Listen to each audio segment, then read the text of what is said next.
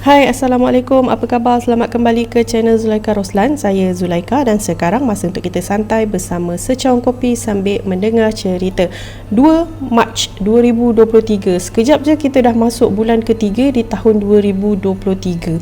So macam mana guys? Ada improvement ke? Mesti banyak benda dah plan kan? Nak bulan 3 ni sebenarnya kita dah menghampiri bulan puasa. Sorry sebab sepatutnya 1 Mac semalam lah ada satu video, tetapi saya terpaksa tunda video kepada hari ini disebabkan saya batuk, kurang sihat lah. Setiap kali saya nak rekod video je macam terbatuk kan. So voice recording tu dah jadi macam tak berapa nak seronok lah. Okay, sekarang ni musim hujan, jadi jaga kesihatan, elakkan daripada terkena hujan kalau boleh. Dan pada masa yang sama, jomlah kita doakan semoga mangsa-mangsa banjir khususnya yang berada di Johor dalam keadaan baik dan semoga urusan mereka dipermudahkan oleh Allah. Okey, dugaan kan sebab kita dah nak masuk bulan puasa dan tiba-tiba banjir, banyak kos ataupun perbelanjaan yang akan keluar lepas ni kan. Semoga urusan anda dipermudahkan tak kira di mana saja anda berada. Okey, jadi kepada anda yang baru je terjumpa video ni, jangan lupa tekan button subscribe, aktifkan notifikasi loceng supaya anda tidak ketinggalan setiap kali saya update video-video baru. Dan untuk cerita pada video kali ni, jom kita mulakan. Korang pernah dengar tak lagu Menanti Kekasih daripada Alda Rimas? Lagu ni dia pernah popular ataupun pernah diviralkan kerana ada timbul kata-kata yang kononnya lagu ini sebenarnya diterbitkan setelah Alda Rimas meninggal dunia. Dan tak pasti siapa yang menyanyikan lagu ni sebab pada masa tu Alda Rimas telah pun meninggal dunia. Okey, tapi saya tak nak sentuh kenapa lagu ni diviralkan. Okey, saya cuma nak ambil beberapa lirik yang ada di dalam lagu Menanti Kekasih ni, iaitu kapan mati kekasihku, ku menanti kau di sini, ayo mati bunuh diri biar kita jumpa lagi seperti dulu. Okey, so dalam lirik lagu Menanti Kekasih ni, dia menggambarkan seolah-olah adalah seorang wanita yang telah pun mati. Okey, dia mungkin ialah kuntilanak sebab dia ada katakan yang dia biarkan rambut dia terurai, ku biarkan rambut ku terurai panjang atas pohon kan. So kemungkinan besar dia tu ialah pun kuntilanak lah. Okey, so dia pun telah mati tapi masih lagi dia menanti kekasih dia untuk sama-sama mati supaya diorang boleh bersama lagi. Okey, ini lirik lagu Menanti Kekasih. Sebelum ni pun saya ada cover satu story mengenai lagunya Suti, yang mana dalam lirik lagunya dia ada sebut tak mungkin bersama kekasih pujaan, tak mungkin rasakan dan hidup kembali. Walaupun dia dah mati kan, dia kata walaupun aku sudah mati, dia bergentayangan di malam hari, salahkah bila jatuh hati padamu yang belum mati. Okey, lirik lagunya Suti ni pun kita tahu memang lagu tu diciptakan untuk Suti, susuk kuntilanak yang mana telah pun mati tapi jatuh hati kepada seorang manusia. Okey, pada pandangan korang lah, apa mungkin makhluk lain, makhluk daripada alam lain bersatu dengan kita yang manusia ni? Okey, dah banyak dah sebenarnya isu ni dikupas ataupun dipetik oleh ustaz, oleh penceramah-penceramah agama yang dua alam yang berbeza tak mungkin bersatu. Nak pula bila dalam lirik lagu Menanti Kekasih dengan lagu Suti ni, susuk yang dimaksudkan di dalam lagu tersebut kemungkinan besar ialah kuntilanak. Tapi berbeza dengan kita kan. Selalunya kalau kita cakap perkahwinan berbeza alam ni, kita akan sentuh perkahwinan di antara manusia dengan orang bunian. Betul tak?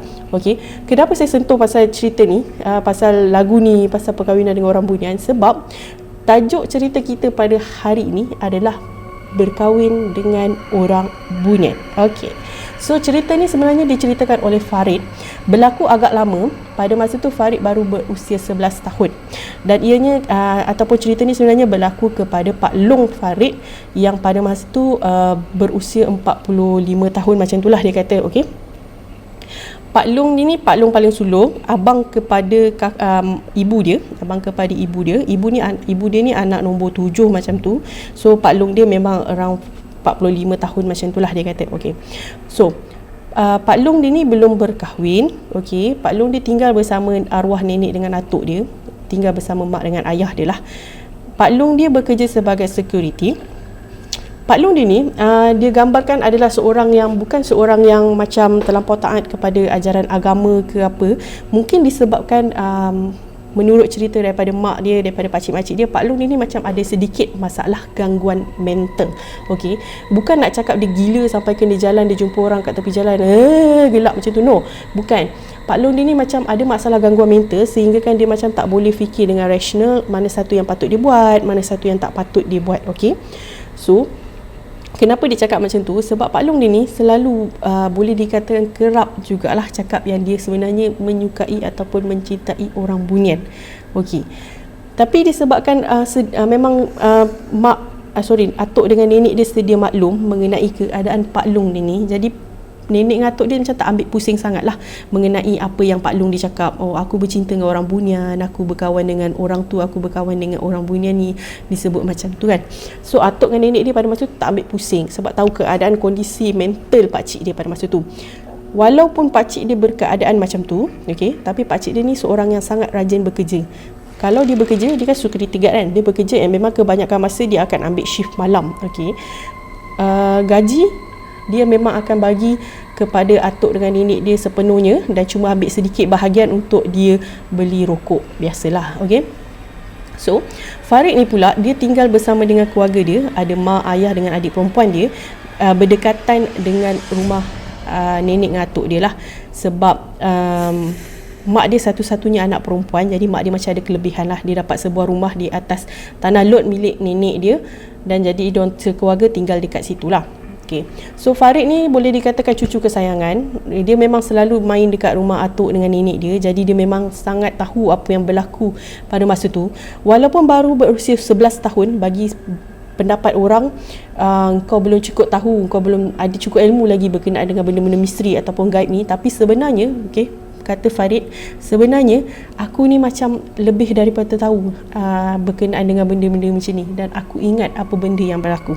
Okay, dipendekkan cerita sebabkan Pak Long dia ni selalu cakap dekat nenek dengan atuk dia, aku ni bercinta dengan orang Bunian, aku suka orang Bunian, aku nak kahwin dengan orang Bunian. Suatu hari tu Pak Long dia minta izin untuk keluar daripada atuk dengan nenek dia sebab dia kata dia nak pergi melangsungkan perkahwinan dia dengan orang Bunian. Jadi kemungkinan besar dia tak akan balik, mungkin seminggu, mungkin 2 minggu dia tak akan balik. Dia cakap dekat nenek dengan atuk pada masa tu macam tu. Okey, so walaupun macam mana nak cakap, atuk dengan nenek dia anggap kira dia main-main tau. So bila dia cakap dia nak pergi kahwin dengan orang Bunian tu, atuk dengan nenek dia anggap kira dia main. Jadi atuk dengan nenek macam tak layan lah apa yang Pak Long dia cakap. So dia biar je Pak Long keluar. Kemungkinan besar Pak Long akan balik malam nanti, macam itulah pada fikiran diorang. Tetapi sangkaan diorang meleset sebab Pak Long tak balik pun. Pak Long memang tak balik langsung. Hari pertama tak balik, hari kedua tak balik, hari ketiga tak balik. Dan bila hari ketiga tak balik, atuk dengan nenek dah mula risau. Walaupun diorang ni dah tua, and Pak Long pun dah tua, dah umur 40 lebih, tapi sebagai ibu dengan ayah sudah tentu perasaan risau tu ada kepada anak sulung diorang tu. Okey, so pada masa ni penggunaan telefon bimbit memang bukan satu keperluan kan. Memang tak ramai orang yang ada telefon bimbit. Kalau kau ada telefon bimbit memang kau kaya pada zaman ni lah. Jadi hanya ada telefon rumah. Jadi atuk dengan nenek masa tu diorang telefon office Pak Long, okey, nak tanya keberadaan Pak Long. Kalau Pak Long tinggal dekat hostel security tu ke apa. Tetapi apa yang dimaklumkan oleh pegawai Pak Long pada masa tu adalah Pak Long sudah lama tidak masuk bekerja, lebih kurang 3 hari juga. Okey, bila Pak Long dah tak masuk kerja 3 hari, Pak Long menghilangkan diri daripada rumah. Nenek bertambahlah risau. Pada masa tu memang nenek risau sangat. Jadi nenek dengan atuk pergi ke balai polis nak buat polis report. Tetapi disebabkan Pak Long yang minta izin untuk keluar dan Pak Long sendiri yang maklumkan yang bahawa dia tak akan pulang dalam tempoh seminggu ataupun 2 minggu. Jadi kes tersebut tak dapat diteruskan dalam untuk pencarian polis lah, sebab Pak Long yang bagi tahu dia hendak keluar pada masa tu. Jadi nenek memang agak risau masa tu, dan nenek ditenangkan oleh atuk dan juga adik-beradik mak dia yang lain lah, oleh pakcik dan makcik dia. So diorang doa supaya keadaan Pak Long baik-baik sahaja. Seminggu berlalu, Pak Long masih lagi belum pulang, dan selepas 2 minggu barulah nampak Pak Long muncul kembali di rumah tersebut. Okey, masa ni sebenarnya nenek dah gembira, dah senang hatilah sebab nampak anak sulung dia balik. Okey, Jadi nenek pun tanyalah dekat Pak Long, kau pergi mana Long? Kenapa tak balik lama?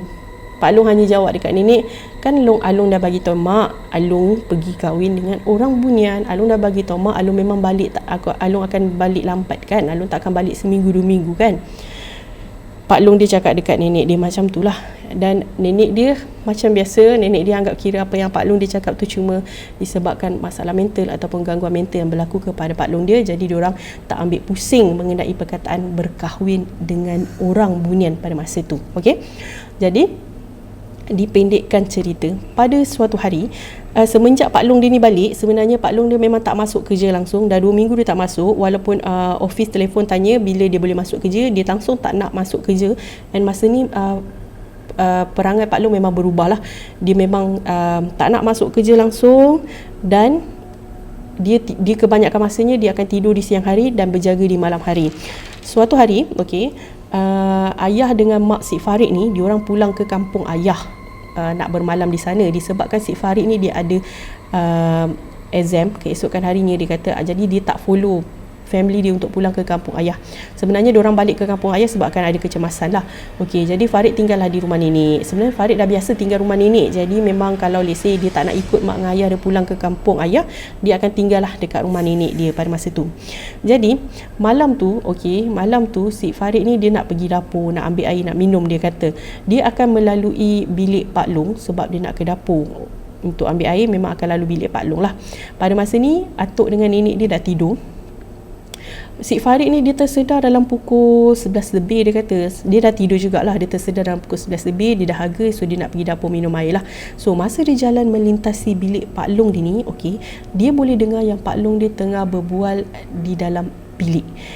Perbualan Pak Long dia tu dia boleh dengar dengan jelas sebab suara Pak Long dia memang agak kuat.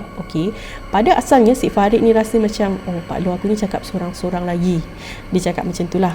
Tetapi bila dia nak lanjutkan perjalanan dia pergi ke dapur, secara tiba-tiba dia dengar di dalam bilik Pak Long ada suara perempuan menyahut pertanyaan dan juga perbualan Pak Long dia tadi.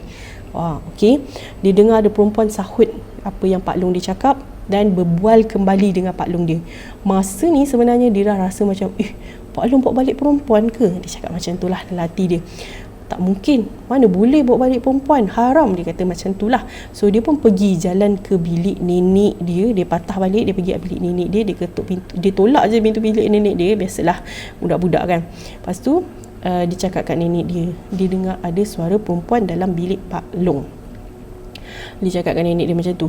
So nenek dia pun jalanlah dengan atuk dia pergi ke bilik Pak Long. Mula-mula diorang tak terus masuk ke dalam bilik Pak Long, tetapi diorang dengar juga daripada luar, and benda yang sama, atuk dengan nenek dia pun dengar suara perempuan berbual dengan Pak Long.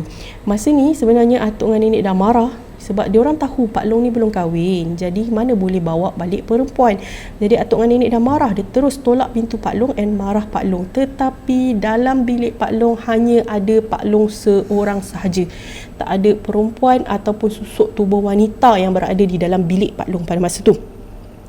Dan masa ni sebenarnya nenek dah rasa macam tak sedap hati, feeling seorang ibu kan, dia dah rasa macam ada sesuatu yang memang tak kena dengan anak aku. Bila dah dia tengok tak ada orang perempuan dalam bilik tu, diorang cuba juga nak mencari tapi memang tak ada, tapi diorang dengar dengan sangat jelas suara perempuan tadi tu. Jadi atuk dengan nenek just habiskan lah. Dia kata Farid, dia kata tak ingat sangat lah apa yang berlaku pada malam tu, tapi atuk dengan nenek terus keluar daripada bilik atuk dan kembali ke bilik dia untuk tidur pada masa tu. So Farid pun diteruskan pergi dapur minum air dan sambung tidur lah. Keesokan harinya, rupanya atuk dengan nenek dia pergi bertemu dengan seorang ustaz ataupun seorang pakar perubatan lah yang boleh membantu. Kalau dulu-dulu dekat kampung dia kata orang panggil dukun. Pergi jumpa seorang dukun untuk minta bantuan tengokkan Pak Long dia. Dan pada masa ni dukun tu kata memang ada sesuatu dengan Pak Long dia, tetapi bukanlah orang Bunian seperti yang Pak Long dia kata tadi, tetapi yang berada dengan Pak Long ni adalah pendamping. Okey, pendamping. Pendamping tu memang sukakan Pak Long sebab dia selalu nampak Pak Long duty pada malam hari, bertugas pada malam hari. Okey, dia boleh rasa apa yang Pak Long ni rasa. Mungkin disebabkan Pak Long ni ada sedikit masalah dalaman yang kita tak tahu, jadi benda tu tertarik dengan Pak Long. Jadi dia menjelmakan dalam pandangan mata Pak Long sebagai seorang wanita yang sangat cantik. Okey, pada pandangan mata Pak Long lah, orang lain tak nampak pun benda tu.